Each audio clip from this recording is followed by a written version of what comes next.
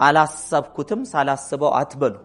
ሳላውቅ ማለት ይችላል ሳይታሰብ አንዳችም መሬት ላይ ወደ ቁስነት የተቀየረ ልማትም ጥፋትም የለም። ብዙ ሰዎች የሆነ ነገር ለመጀመር አስበው ልጀምር ብለው አስበው ከዛ ሲጀምሩ ኢማጂን ያደርጉና ጀምረው የሚገጥማቸውን ሶሻል ኢንተራክሽን ያስቡና መንገድ ላይ የሚገጥማቸውን ቻሌንጅ ያስቡና መጠንቀቅ ነው ብለው በሐሳብ አርግዘው በሐሳብ ውርጃ ይፈጽማሉ። ምክር ከማን ይወሰዳል? ካሳካ ሰው። ብዙ ሰው ምክር ከማን ይሰማል? ከሚወደው ሰው። የምትወደውማ እንዳንተ አይነት ደሃ ነው፣ እንዳንተ አይነት በሽተኛ ነው፣ እንዳንተ አይነት ፈሪ ነው። ህልምህ ምንድነው? ህልምሽ ምንድነው? የምትፈልገውን ነገር የምትፈልጊውን ነገር ከፈጣሪ ጋር በሚያስታርቅ መልኩ እስከሆነ ድረስ አስቦ አልሞ ህሊናን ተጠቅሞ ልክ እንደ ስልኮች ጆሮ የማይሰማውን ሞገድ ተቀብሎ ለጆሮ እንደሚሰማው እንደሚያደርገው ሁሉ በሐሳባችሁ ውስጥ ያለ ፍላጎት ለጊዜው አይን የማያየው ነው፣ ጆሮ አይሰማው። ነገር ግን ምን አለ? ሐሳቡ አለ። ሐሳቡ ውድቀት ሊሆን ይችላል፣ ሐሳቡ ልማት ሊሆን ይችላል፣ ጥፋት ሊሆን ይችላል፣ እድገት ሊሆን ይችላል፣ ውርደት ሊሆን ይችላል። እንደ ባለቤቱ ነው። ስንት ሐሳብ እንደያዛችሁ እናንተ ታውቃላችሁ። ኦዲት አድርጉት። ስንት ሐሳብ ነው በቀን ውስጥ የማስበው? ያ ደጋግመን የምናስበው ሐሳብ ህሊናችን በተለይ ሰብኮንሺየስ ማይንድ ምንድነው? ሞገድ ነው። ይሄንን ሞገድ ካስቀመጠው ደጋግሞ ቫይብሬት በማድረግ ወደ ቁስ እንዲቀየር ኢነርጂ፣ ኃይል፣ ጉልበት፣ ስሜት፣ መነሳሳት፣ ተግባር፣ ልምምድ ውስጥ አስገብቶን ወደ መሬት ላይ ይወርዳል። ስለዚህ አላሰብኩትም ሳላስበው አትበሉ። ሳላውቅ ማለት ይችላል ሳይታሰብ አንዳችም መሬት ላይ ወደ ቁስነት የተቀየረ ልማትም ጥፋትም የለም። በሐሳባችን ውስጥ ያልነበረ እንደ ዱብዳ ድንገት እንዴት እንደመጣ ላናቅ እንችላለን። ሐሳቡ ግን ነበረ። አንፎርቹኔትሊ ባለማወቅ አብዛኞቻችን ተሸክመን የምንዞረው እንዳልጎዳ እንዳይከዳኝ መጠንቀቅ ነው እያልን ነው የምንኖረው። ዘንድሮስ ከፋ እያልን ነው የምንኖረው። አትራክት የሚያረጋችሁን ሶሻል ሚዲያ ፖስት እዩ። እንደሱ አይነት ቶት ፎርም በውስጣችሁ አለ፣ ወደዳችሁም ጠላችሁ። ስለዚህ ከዛ ሐሳብ ሆን ብሎ መራቅ አለብን። ምንድነው ወደ ኋላ ከስኬት የሚይዘን የሚለው የመጀመሪያው ሐሳብ ነው። ሰዎች የሚፈልጉትን ነገር የማያገኙበት ምክንያት BA ዲግሪን መያዝ ፈልጋለሁ ብሎ ከሚይዘው ምክንያት አንዱ ምንድነው? ፊር ኦፍ ፌለር ነው። በወድቅስ ገብቼ ባላልፍስ? ካልኩለስ የሚባል ነገር አሉ። በጣም ጭንቅላት የሚያሳመም ገብቼ ሳቋርጥ ትዝ ብሎኝ ነው እሱን ነገር። ማርኬቲንግ ዲግሪ ማራለው ብዬ ገብቼ ካልኩለስ የሆኑ ቁጥሮች ብዬ ወደ ቤት ምንም ከማርኬቲንግ ጋር አይሄድም ብዬ ማለት ነው። ካልኩለስ እንደው ምን አደረገ ነው የሚባለው? አንድ ሰው ካልኩለስ ምን አደረገ ነው የሚባለው? ፈለጠ አይባልም? ካልኩለስ እንትና እኮ ይፈልጧል ነው ቀርቷል። ይሄ ቃል የድሮ ነው። ፊር ኦፍ ፌለር ለመውደቅ ትምህርት መማር አስቦ መውደቅን አስቦ ሰው ምን ያደርገዋል? ይተወዋል፣ ሳይሳካለት ይቀራል። ትዳርን መጀመር አስቦ ግጭትን አስቦ መከዳዳትን አስቦ አለመተማመንን አስቦ ምን ያደርገዋል? ይተወዋል። ንግድን አስቦ ኪሳራን አስቦ ይተዋል፣ ወይም ገቢዎችን አስቦ ይተወዋል። ምን አለፋችሁ የተለያየ ነገሮችን በህይወቱ ውጤታማ ብሎ ለሰዎች ማገልገልን አስቦ እንደዚሁ ይፈራል። ምናልባት መልካም ማገልገል የምትፈልጉት ነገር ኖሮ ለማገልገል ኦንላይን ላይ በሚዲያ ላይ ሶሻል ሚዲያ ላይ ወዘተርፈ ሊሆን ይችላል ልጀምር ትሉና ግን ሰው ምን ይላል? ይተወዋል። ስለዚህ ፍላጎታችንን ለማሳካት ሰው ምን ይላል የሚለውን ነገር አንደኛ እንደ መርህ ይሄንን ሪቨርስ የምታደርጉበት ምንድነው? መፍራት ለማቆም ለስኬት ከፈጣሪ በስተቀር ሌላን ሰው መስሚያዬ ጥጥ ነው ማለት አለብን። አልሰማም። አምናችሁበታል? አዎ። ከእምነታችሁ ጋር ይሄዳል? አዎ። ቫልዩ አድ ያደርጋል ለሰው ልጆች? አዎ። ማንም አጨበጨበ አላጨበጨበ እንዳትሰሙ። መጀመሪያ ምንም ነገር ስትጀምሩ ሰው አያጨበጭብላችሁም፣ ብራቮ አይላችሁም። ተይ፣ ተጠንቀቅ፣ አርፈ ተቀመጥ፣ ዘመኑ ከባድ ነው፣ ሰው ማመን ቀብሮ ነው፣ ይቅርብ፣ የት ለመድረስ ነው፣ ከልኳ ያልፍ፣ እነዚህ ሁሉ ይዘረዘራሉ። እና ምንም ነገር ስትጀምሩ ደግሞ መጀመሪያ ላይ ፈተና አለው የለው? ፈተና ሲገጥመን እነዚህ ሁሉ ንግግሮች አይጮሁም እንዴ? ሐሳብ ናቸው እኮ ተቀምጠዋል። ስለዚህ እነዚህ ሁሉ ጩኸቶች ሲጮሁ አልሰማም ማለት አለባችሁ። አልሰማም። መድረስ የምፈልግበት ቦታ ስደርስ አሁን ካለኝ ቫልዩ ስፒሪቹዋሊ ከፍ የሚል ከሆነ፣ ጤናዬ ከፍ የሚል ከሆነ፣ ፍቅሬ ከፍ የሚል ከሆነ፣ ሰላሜ ከፍ የሚል ከሆነ አለቀ። ከዛ ውጪ አይቻልም የሚባልን ነገር አልሰማም የሚል የሐሳብ ውሳኔ ሐሳብ ነው። የሐሳብ ውሳኔ ያስፈልጋል። ዲሳይድ ናው አሁን ቱዴይ ከዛሬ ጀምሮ በህይወቴ እዚህ ጋር እስክደርስ አልሰማም። ይሄ እንግዲህ ፌይለር የምንለው ማለት ነው። ውድቀት ከምንድን ነው የሚመጣው? ፊር ኦፍ ፌይለር አይደለም። የውድቀት ፍርሃት አይደለም። መውደቅ ከምን ይመጣል? ከመስራት። ያልሰራ ሰው ይወድቃል? አይወድቅም። የማይሰራ ሰው አይሳሳትም፣ አይወድቅም። ከመስራት ነው የሚመጣው። ብዙ ሰዎች የሆነ ነገር ለመጀመር አስበው ልጀምር ብለው አስበው ከዛ ሲጀምሩ ኢማጂን ያደርጉና ጀምረው የሚገጥማቸውን ሶሻል ኢንተራክሽን ያስቡና መንገድ ላይ የሚገጥማቸውን ቻሌንጅ ያስቡና መጠንቀቅ ነው ብለው በሐሳብ አርግዘው በሐሳብ ውርጃ ይፈጽማሉ። ስለ ቁስ ተውት። ይሄንን የሚመራው ሰውነታችንን የሚመራው ምናችን ነው? አስተሳሰባችን ነው። አስተሳሰባችን እንዲያም የለመደበት አስተሳሰብ ስላለ የማይጠቅም የማይረባ የውድቀት የሆነ አስተሳሰብ ስላለ እሱን ወደሚረባ ወደሚጠቅም የመቀየር ኃላፊነት የኛ ነው። ፈጣሪ እንኳን መጥቶ ለመቀየር አለፈቃዳችን አይችልም። ችሎታ ስለሌለው ሳይሆን እሱን መብት ስለሰጠ። አንዳንድ ጊዜ ፈጣሪ ግን እንዲህ ክፉ ነገር ሲደረግ ለምን ዝም ብሎ ያያል የሚሉ ሰዎች አሉ። እና አሻንጉሊት እንሆንኛ በዚህ ምድር ላይ እንዲደረግ እሱ ብቻ ካለ ታዲያ ለምን ተፈጠረ? ራሱ አይኖርበትም እንዴ? ምንድነው መጨናነቅ አይደል? honestly speaking መብት ተሰጥቶን እኔና እናንተ መርጠን በምርጫ መልካም የሆነውን በጎ የሆነውን አረጋለሁ ለማለት እንድንል ሳንፈልግ ደግሞ እንደፈቀደን እንድንሆን መብት ካልተሰጠን አሻንጉሊት እኮ ነው። በሪሞት የሚሰራ አሻንጉሊት ነን ማለት ነው። እንዲያደረግም እንዲደረጋል የምንባል ይሆን። ስለዚህ take responsibility ለሐሳባችን 100% responsibility እንውሰድ። የምናስባቸው ሐሳቦች ነው ቁስ እየሆኑ ያሉት። የምናስበው ሐሳብ ነው ማቴሪያላይዝ እያደረገ በህይወታችን ላይ እየተገለጠ ያለው። ስለዚህ fear of failure የሚያደርገን ወደ ኋላ እንድንሄድ የሚያደርገን ምክንያት አንደኛው አስበን ወድቃለሁ በሚለው ፍርሃቱን ቫይብሬት ስላደረገ። በወድቅ ምንድነው የሚሆነው? ልምድ አዳብራል። መውደቅ ምን ማለት ነው? ልምድ ነው አይደለም? አለቀ። የማይሰራ ሰው አይሳሳትም። አስቀድሜ ሲኒየር የሆነ ሰው ካለ ፕሮፌሽናል የሆነ ሰው ካለ ከዚህ በፊት ልምዱ ያለ ሰው ካለ እጠይቃለሁ። ማንበብ ካለብኝ አነባለሁ። ይሄንን ይዤ መጸለይ ካለብኝ ጸልዬ እጀምራለሁ። መንገድ ላይ ከስኬት በፊት ውድቀት አለ። ትልቁ ውድቀት ላለመውደቅ እየሞከሩ መኖር ነው። The biggest risk is to risk nothing. ምንም ሪስክ የማይወስድ ሰው the biggest risk እሱ ወስዷል። you can win የሚለው መጽሐፍ ላይ አንድ ሰው አንድን ሰው ይጠይቀዋልና ምን ብሎ ይጠይቀዋል መሰላችሁ? ዘንድሮ ምን ዘራህ? ገበሬ ነው።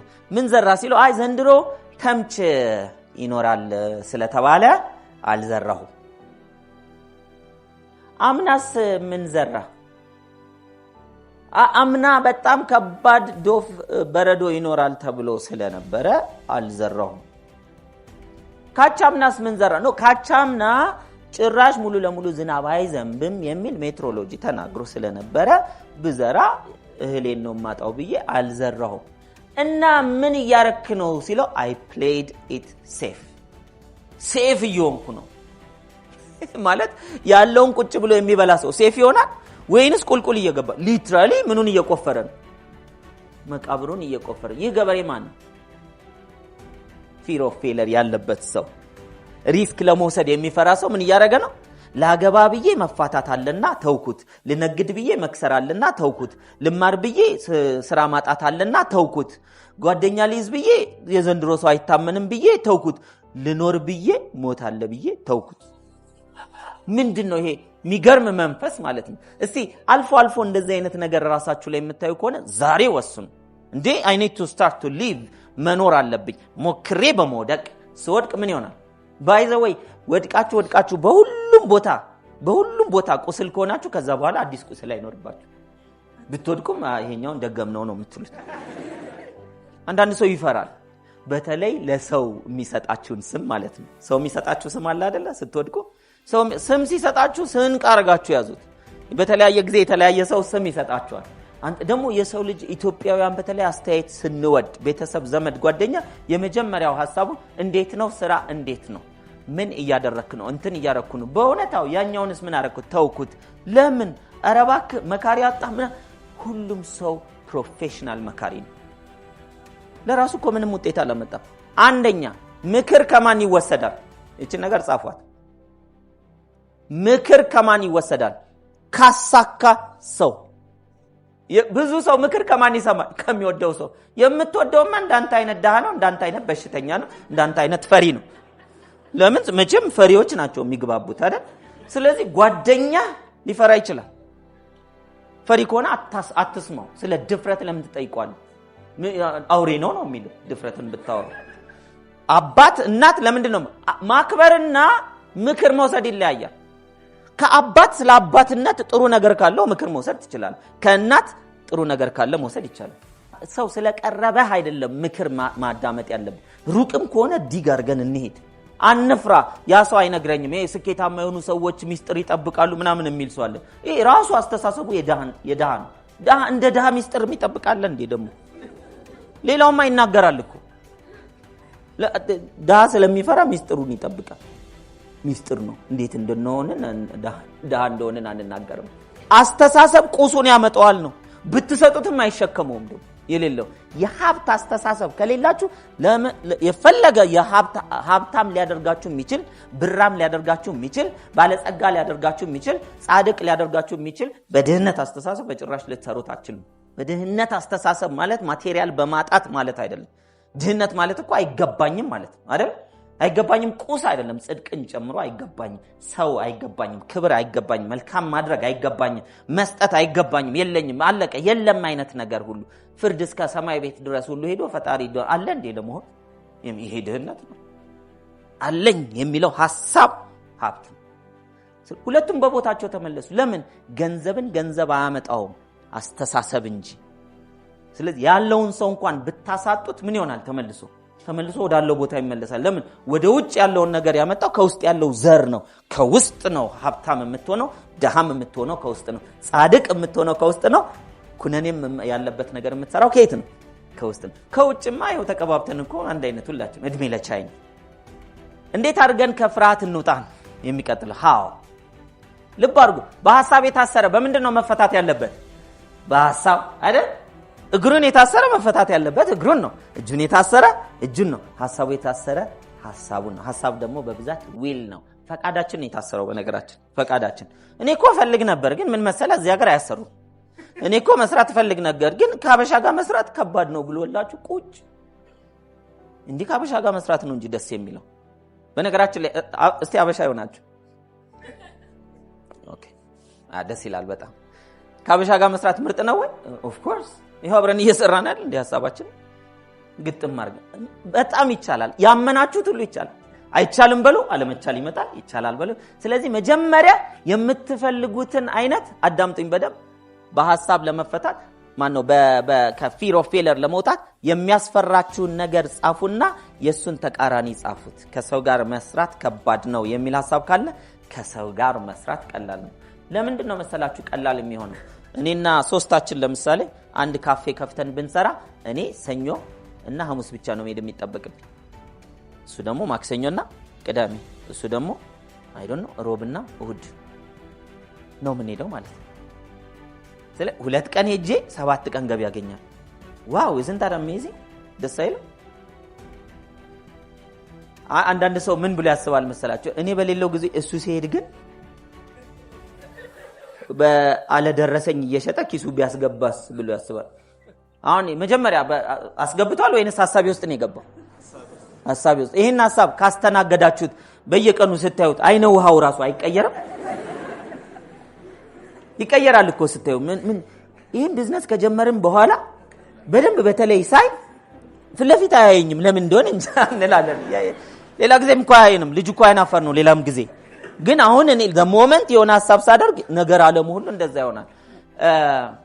የዴል ካርኒጌ መጽሐፍ ላይ how to stop worry and start living የሚለው ይመስለኛል or how to win friends and influence people ከሁለት አንዱ ላይ ብቻ ምንድነው የሚለው ሐሳብ ስናስገባ የሰዎች ተግባር አንድ አይነት ሆኖ እንዴት እንደሚለይ። አንድ ሰውዬ ቤት ውስጥ ግቢ ውስጥ ጋራጅ አለውና ጋራጅ ውስጥ ብዙ ጊዜ ይሰራል እና እዛ ጋራጅ ውስጥ የእንጨት ስራ የብረት ስራ ምናምን እየሰራ የጎረቤት ህፃን እየመጣ ይጫወታል። አንድ ጊዜ ማዶሻ ይጠፋበታል ይሄ ሰው እና ቢፈልግ አጣው ከዛ በኋላ እንዴት ሊጠፋ ይችላል እዚህ እኔ ብቻ ነኝ ያለው ሌላ ሰው ማንንም አይመጣም ብሎ ትዝ ሲለው አንድ የሚገባ ሰው ማን አለ ከጎረቤት ኳስ ይዞ መጥቶ ተጫውቶ እዛ ጋራዥ ውስጥ አይቶት ጠይቆ አውርቶት የሚሄድ ልጅ አለ ኦኬ እሱ ነው ማለት ነው ከዛ the moment the next day ይሄ ልጅ ሲመጣ እየሰራ መከታተል ይጀምራል ከዛ ሲያይ ልጁ ሲገባ እንዲህ ብሎ ነው የሚገባው ይሄ ማለት ምን ማለት ነው አይደል ይሄ ማለት ጥንቃቄ ነው ወይስ ሌብነት ኦሬዲ አስተሳሰቡ አስቀድሞ ተቀምጧል ከዛ ኦኬ አሾልኮ ገባ ደሞ ምን ሊያነሳ ነው ይከታተላል ልጁ ይጫወታል እንደዛ እንትን አድርጎ ያወራዋል ይሄዳል ሌላም ጊዜ እንደዚህ ያደርጋል እየተከታተለው አንዳች ነገር አልሰረቀም መጨረሻ ላይ አንድ ቀን ጋራዡን ሲያስተካክል ትልቅ ሳጥን የተቀመጠበት ቦታ ነበር እና እሱን አንድ ላይ ከሰዎች ጋር ሙቭ ሲያደርግ በግርግዳውና በሱ መሐከል ያገኘዋል ማዶሻውን ማለት ነው ሲያገኘው ከዛ በኋላ ልጁም ያው ኖርማል ነው ልጁ ጋር ለውጣል የለም አሁንም ሲመጣ እንደዚህ ብሎ ቃስ ብሎ ይገባል ለካ እንዳይረብሸኝ ምን እያደረገ ነው እየተጠነቀቀ ነው አንድ አይነት እርምጃ ሁለት አይነት ትርጉም ስለዚህ የምታያቸው ሰዎች ወዳጆቻችሁ ሊሆን ይችላሉ ጠላት በኮቴሽን ውስጥ ብላችሁ ያስቀምጣችኋቸው የናንተ የሆኑ ግሩፖች ከናንተ ውጪ የሆኑ ግሩፖች ቤተሰብ ዘመድ ጓደኛ ሁኔታ ክስተት ያየር ንብረት ለነዚህ ሁሉ ያለን እይታ አስቀድመን እንደሰጠነው ነው ማለት ግልጽ ነው አንድ አይነት እርምጃ ጥንቃቄ ትህትና ወይንም ደግሞ ሌብነት ተብሎ ትርጉም ይሰጣል ስለዚህ ትርጉሙን ያስቀመጠው ማን ነው ቀድሞ ጭንቅላቴ ውስጥ እኔ ለመግበው የፈቀድኩት ሐሳብ ስለዚህ ሰው መልካም ነው ህይወት ስጦታ ናት ሀብት መትረፍረፍ በጎ ነው ለሰዎች ቸር ማድረግ ጥሩ ነው ጽድቅ ይገባኛል መልካም ነገር ለማድረግ ዝግጁ ነኝ ደካማ በሆነም ብርቱ ለመሆን ፈጣሪ ጉልበት ስለሚሰጠኝ ተነስቼ እሰራለሁ ይባረክልኛል የሚል ሐሳብ መያዝ የሚጠቅም አይመስላችሁም